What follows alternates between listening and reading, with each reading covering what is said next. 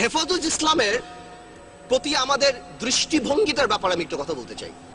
মাই speaker, আমি দেখলাম আলামা শফি সাহেব 90 বছর বয়স হেলিকপ্টার করে কোথায় গিয়েছেন।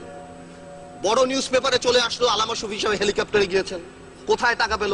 আমাদের তোফায়েল আহমেদ সাহেব গত 4 বছরে 40 বার ভোলাতে হেলিকপ্টারে গিয়েছেন। এই ব্যাপারে কিন্তু কেউ প্রশ্ন করলেন না।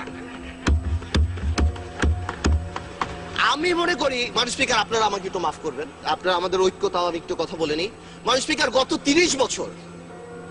30 বছর গণতন্ত্রের নামে ক্ষমতার লড়াইয়ে আমরা যেই পরিমাণ গাড়ি ভেঙেছি, আপনারা যেই পরিমাণ গাড়ি ভেঙেছেন, 1 বছরে জাপান এত গাড়ি বানায় না।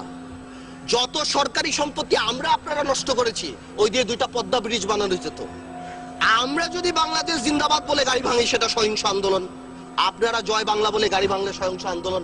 আল্লাহু আকবার বলে হেফাজত যদি গাড়ি ভাঙে, তাহলে তারা জঙ্গি হয়ে যায়। এইটা কি ধরনের কথা? মাননীয় স্পিকার, জঙ্গি কেন বলছি? জঙ্গি is a very dangerous term.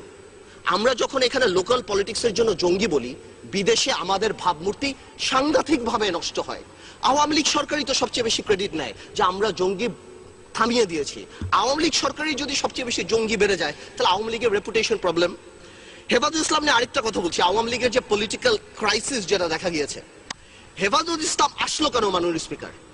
হেফাজত ইসলাম কিন্তু আসেনি যখন আমরা বিভিন্ন জায়গায় মডেল লাইসেন্স দেই, যখন আমরা সিনেমা হল ওপেনিং এ মিলাদ দেই, যখন আমরা ব্যাংক ওপেন করি মিলাদ দিয়ে, তখন কিন্তু হেফাজত আসবে না। হেফাজত ইসলাম এসেছে যখন সর্বকালের সর্বশ্রেষ্ঠ মানব নবী করিম সাল্লাল্লাহু আলাইহি ওয়াসাল্লাম, সকল মুসলমানের হৃদয়ের স্পন্দন, তাকে নিয়ে কটাক্ষ করা হয়েছে। কোথায় হয়েছে? গণজাগরণ মঞ্চে। আমি পার্টিকুলার বলছি, কিছু অ্যান্টি ইসলাম ব্লগার, নাস্তিক হতেই পারে, এটা যার গণতান্ত্রিক ব্যাপার, কিন্তু অ্যান্টি ইসলাম কিছু ব্লগার সেই সময়টা বিচার করলেই তো পারতো। সেই সময় বিচার করেনি কেন? সেই সময় বিচার না করে কি নাম দেওয়া হয়েছে? এরা জঙ্গি, এরা হেফাজতে জামাত, এদের সাথে কথা বলা যাবে না। তো জঙ্গি হলে এদের সাথে মিটিং হচ্ছে কেন? জঙ্গি যদি হয় এরা মাননীয় প্রধানমন্ত্রীর সাথে মিটিং করছেন কেন? জঙ্গি যদি হয় এখানে মন্ত্রীরা যে আলামা শফি সাহেবের সাথে দেখা করছেন কেন? আসল কথাটা সেটা না। আসল কথা হলো রাজীবকে নিয়ে। রাজীব যিনি মারা গিয়েছিলেন, আই উইল নট গো, আমি বলবো না রাজীব অ্যান্টি মুসলিম, নাস্তিক, কি ছিল না ছিল, কিন্তু there was a controversy because 886/2012 writ পিটিশনে সেই থাবা বাবা নিয়ে কথা ছিল। আমার দেশের মাহমুদুর রহমান সাহেবকে অ্যারেস্ট করা হয়েছে, যদি কি কারণে অ্যারেস্ট করা হয়েছে সেটা আমি পরে আসছি, বাট এটাকে তো কেউ কোনোদিন মানা করেনি যে না এটা মিথ্যা কথা। হ্যাঁ, সরকারের তরফ থেকে অনেকে মিডিয়াতে বলেছেন যে না, কি করা হয়েছে, এটাকে নতুন করে বানানো হয়েছে, এটা আসলে এরকম ছিল না।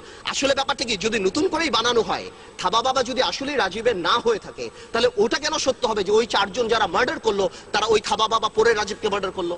তার মানে থাবা বাবা আগেই ছিল। আওয়ামী লীগের টেকনিক্যাল প্রবলেম হয়ে গেছে। এই অ্যান্টি ইসলাম লোককে আওয়ামী লীগ এখানে শোক প্রস্তাব দিয়ে আওয়ামী লীগ জাতীয় বীর বানিয়েছে, এবং বাংলাদেশে যে নবী করিম সাল্লাল্লাহু আলাইহি ওয়াসাল্লামকে কটাক্ষ করেছে তাকে এই পার্লামেন্টে জাতীয় বীরের মর্যাদা দিয়েছে। অ্যাজ ইফ মন্ত্রীরা শার্লক হোমস, কেউ মারা যাওয়ার 1 ঘন্টার মধ্যে যে মন্ত্রীরা বলে দিচ্ছে এটা এ মেরেছে, এটা ও মেরেছে। তো জামাত ইসলামী যে খুব, শিবির যে খুব ভালো, আমি তা বলছি না, কিন্তু শিবির যদি মেরে থাকে, আমার কথা চলো, এবং এতে যদি জামাত ইসলামী রাজনীতি না করতে পারে, তাহলে বিশ্বজিৎ মারা যাওয়ার পর ছাত্রলীগ কিভাবে রাজনীতি করে বাংলাদেশে? আমার প্রশ্ন সেটা।